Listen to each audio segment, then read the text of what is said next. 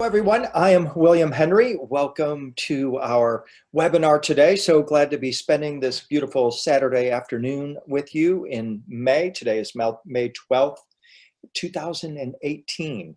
And I'm thrilled to, again, have this opportunity to share some ideas and reflections of my personal study of ancient Egypt, Stargate Egypt, and the light body teachings of the ancient Egyptians. My wife Claire and I, as many of you may know, lead tours to sacred Egypt. We've just come back from our 18th tour in February of this year. We had just an astounding time. We're so honored and grateful to be able to take people back to the motherland, as we call Egypt, and to be able to bring people back to themselves, back to their true selves, back to their higher selves. And what we want to accomplish today, and I'm just going to make sure I've got the right screen. There we go. Pardon me. What we're going to accomplish today, again, is based in large part on personal reflections and photos of scenes on temple walls that I've collected throughout my journeys into Egypt.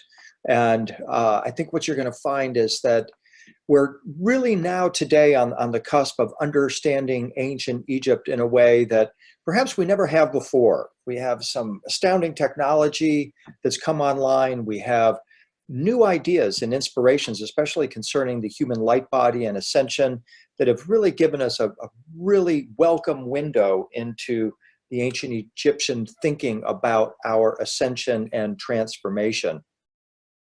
If you are interested in perhaps getting information about any of our upcoming tours, you can visit my website, which is williamhenry.net. My email is whenrytn@earthlink.net. That's whenrytn@earthlink.net. Just drop me a line. I'll be happy to send you a copy of our brochure. So let's start from the beginning for me of when I started to really look into the ancient Egyptian light body teachings.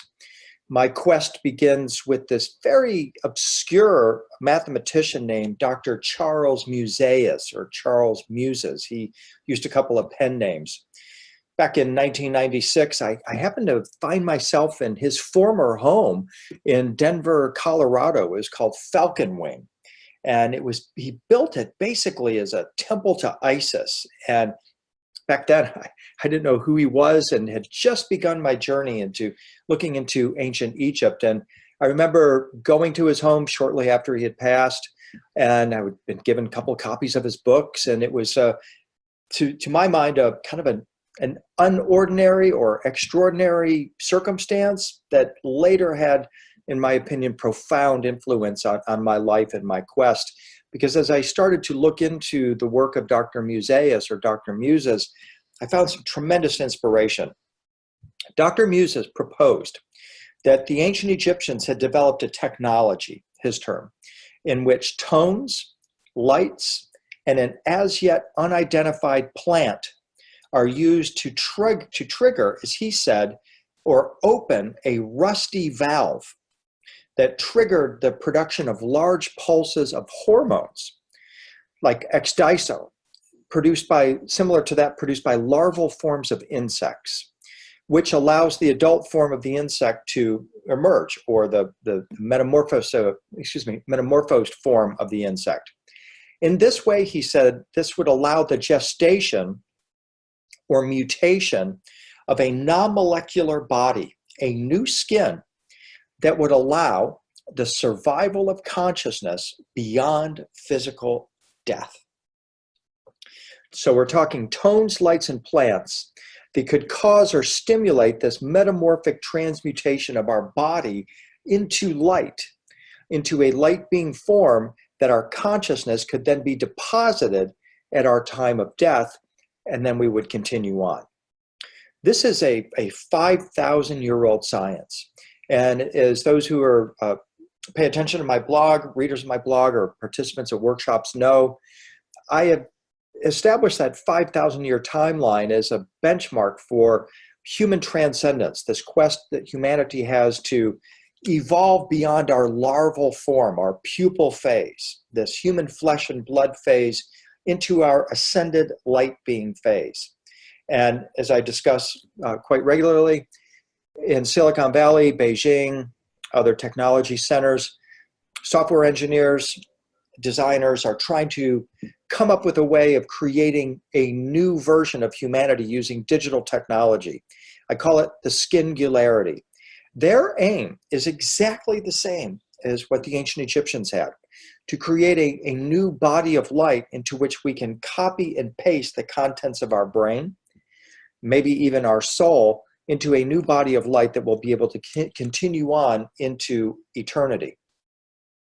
So when we look at scenes such as this on the back of the throne chair of King Tutankhamun, we see an anointing scene.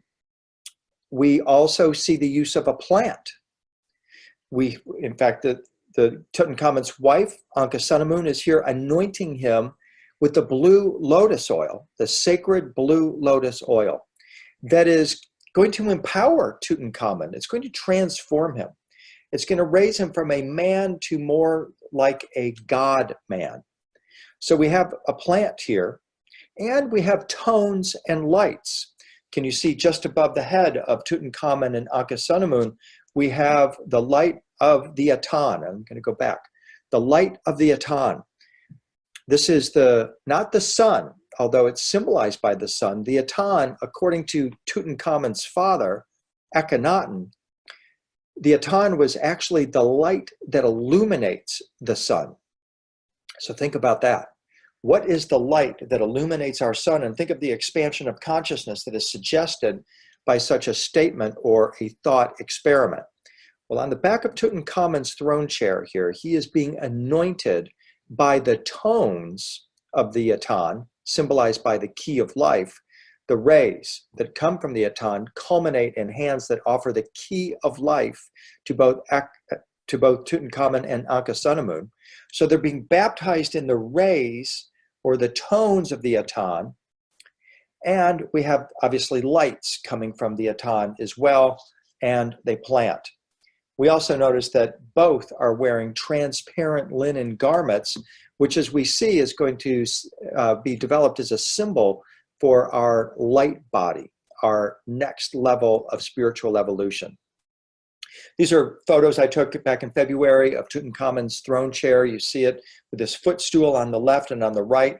You see the winged serpents on either side of the arms, along with the two lions in the frontal view. But on the side, we see the winged serpents, which is a very key symbol in our quest. We're going to be talking about the winged serpents as we continue here in just a moment. And so here we see that winged serpent in detail. It's very nice when we're visiting Egypt these days that they allow illegal photography in the Cairo Museum. We used to have to go illegal, try to snap a photo here and there. Sometimes they'd ask you to leave the museum if you got caught. So fortunately, they've loosened up on the photography rules almost throughout the entirety of all the Egyptian temples now, including the Valley of the Kings, the tombs. You're allowed to take photos, whereas just a couple of years ago, as a complete no-no. So it's very fortunate for us to be able to go into the Cairo Museum now and be able to use our cameras. So here in the detail, once again, we're seeing Ankhesenamun anointing Tutankhamun. This is a tremendously archetypal scenario. We see something very similar 1400 years later in the anointing of Jesus by Mary Magdalene. Same effect, possibly even the same oils were used by Mary Magdalene in her anointing of Jesus. In fact, there's a lot of research out there that tells us that Mary Magdalene and Jesus were part of the mystic tribe of the Essenes, and that the Essenes were in fact reviving the light body mysteries of Akhenaten, which passed through Tutankhamun and Ankhesenamun. So here in the Cairo Museum is a wonderful stela that shows Akhenaten worshiping or being baptized by the light of the Atan, the light that illuminates the sun.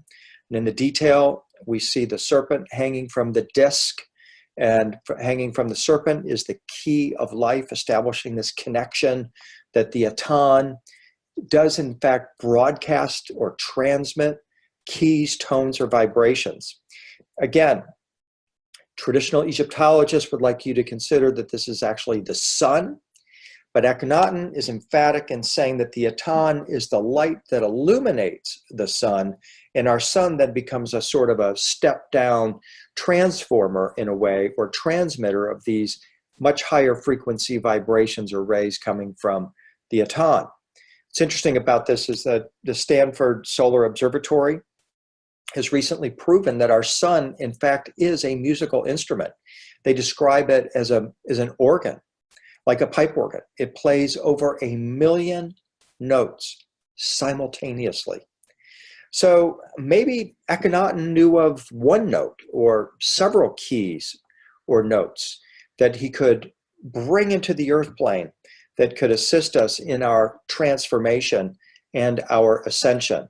Because indeed, as we follow the trail of Akhenaten, we're led to this contemplation that this mystic figure was in fact introducing to the ancient Egyptians some very powerful concepts about the light body, our ascension body, and about our ability to sync with keys, tones, or vibrations coming maybe even from a higher dimension. And this is what we see in these stelas here, all again in the Cairo Museum in Egypt. These would have been placed on altars in personal homes in Tel El Armana, the name of the new capital city that Akhenaten built.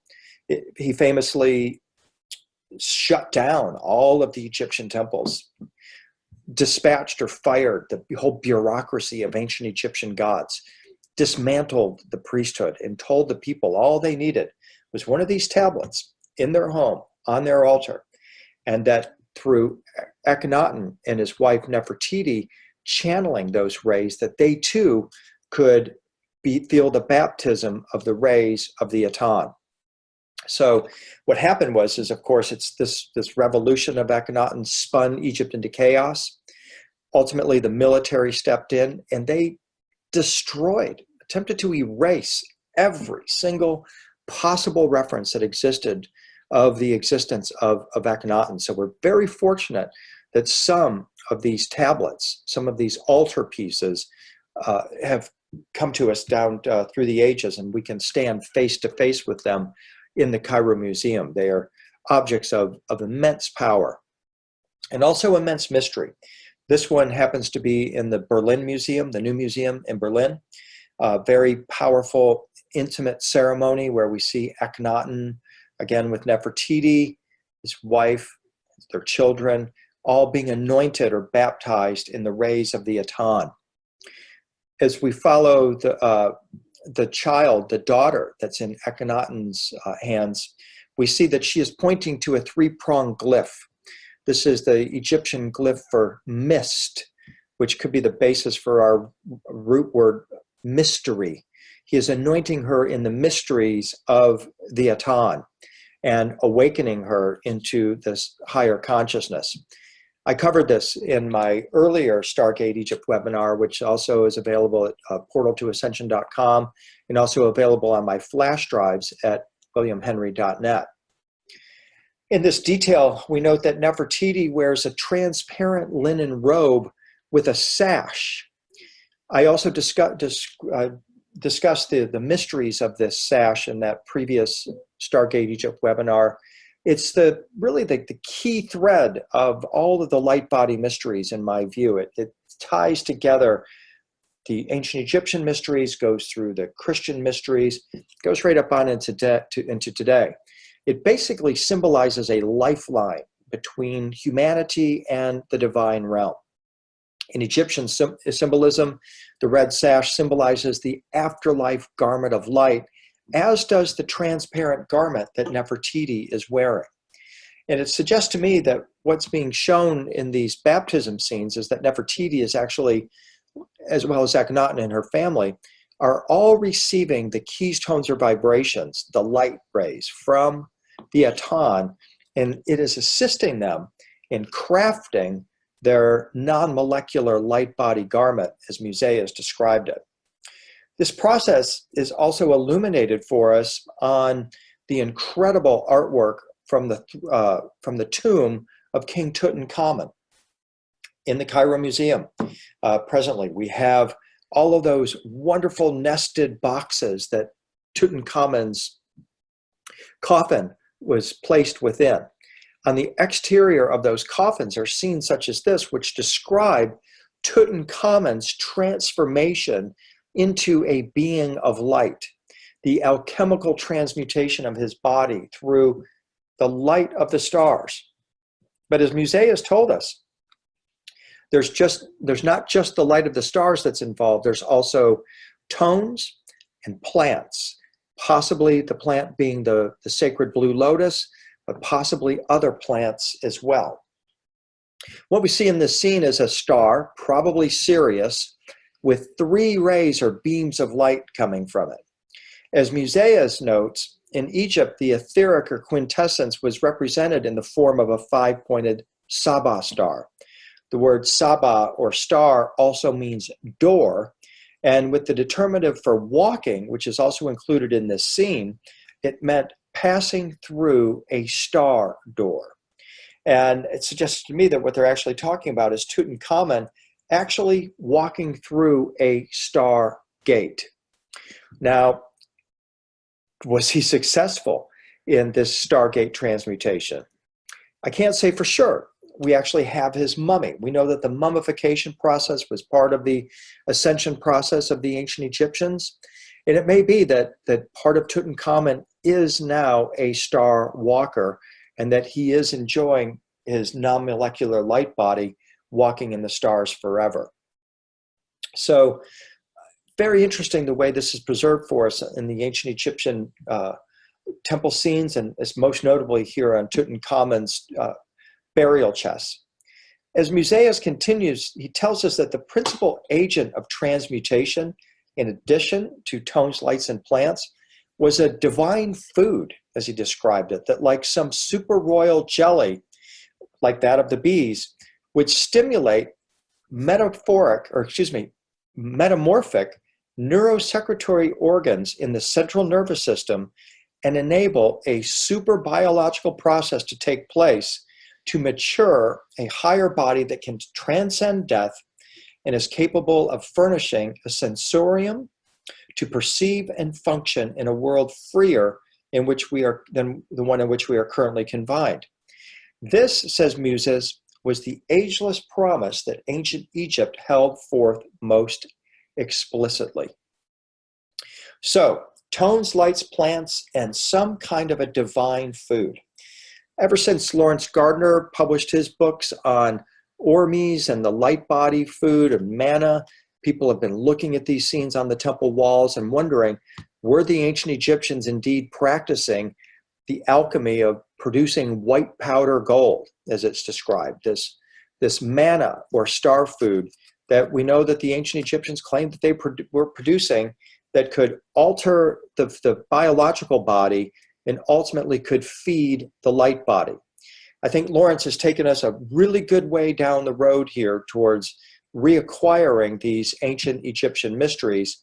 And in our tours and in our explorations of Egypt, still documenting that science. And this is what we're seeing in some of these scenes here where the pharaohs are offering that star food. And I'll go back and show that again to Horus or to various gods, including Amun, who's portrayed here. These are extraordinary scenes that basically tell the god, I know the secrets of the superfood, of the white powder gold, of the manna that feeds my light body. And I can't point to anybody today that has exactly duplicated this food, but I can say in general that we are well on our way towards attempting to find out.